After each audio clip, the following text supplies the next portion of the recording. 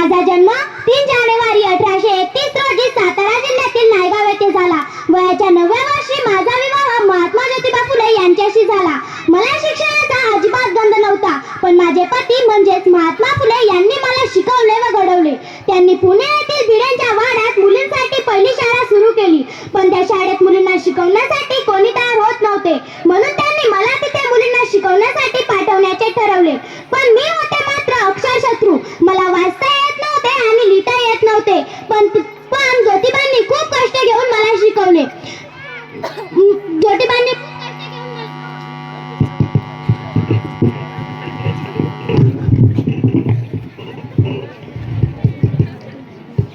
ज्योतिबांनी खूप कष्ट घेऊन मला शिकवले.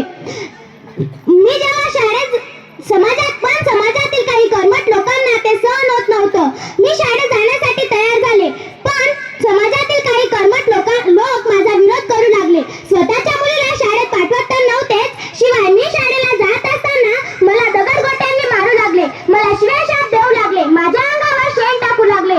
पण मी मागे सरले नाही किंवा डगमगले नाही. मी मुलींना शिकवण्यासाठी रोज शाळेत जाऊ लागले. त्यातून मुलींच्या शिक्षणाची मुहूर्तमेढ रोवण्यात आली. मी आणि माझे पती म्हणजेच मी आणि महात्मा फुले यांनी लावलेल्या रोपट्याचे आज वटवृक्षात रूपांतर झालेले पाहायला मिळत आहे. याचा मला खूप अभिमान वाटतो.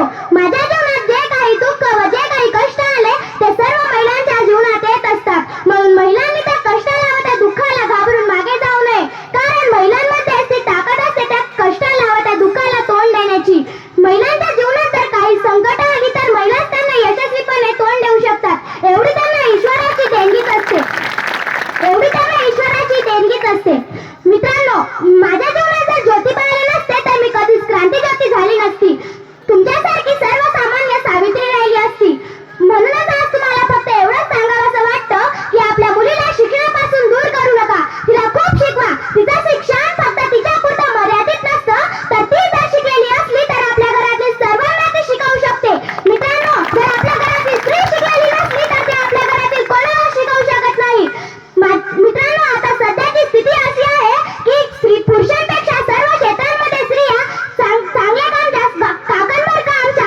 जास्त चांगले काम करीत आहेत. याचा मला खूप अभिमान वाटतो. स्त्रियांवर होणाऱ्या अत्याचारांचा प्रश्न तर कायम आहेच. मित्रांनो, आज जर आपण वर्तमानपत्र उघडले तर त्या स्त्रियांवर होणाऱ्या अत्याचारांशिवाय पेपर पूर्ण होत नसतो. अशी सध्याची स्थिती झालेली आहे. स्त्री शिकली, सवरली, कमावती सुद्धा झाली, पण अजूनही ती स्वतः मुक्त झाली नाही. ज्या दिवस ती स्वतः मुक्त होऊन स्वतःचे निर्णय स्वतः घेईल, तो दिवस तिच्या आयुष्यातील सोन्याचा दिवस ठरेल. मी जेव्हा हे सगळं उघड्या डोळ्यांनी पाहते तेव्हा मला असंच वाटायला लागते. मला असे कधी कधी वाटते की मला पुन्हा जन्म घ्यावा लागेल की काय. पण मित्रांनो, माझी काही गरज नाही. तुम्हीच फक्त तुमच्या घरातील स्त्री मुलीला शिकवा. तिला शिक्षणापासून दूर करू नका. तिला तिच्या पायावर उभी राहण्याची तिची क्षमता निर्माण करा. हाच माझा पुनर्जन्म ठरेल. धन्यवाद.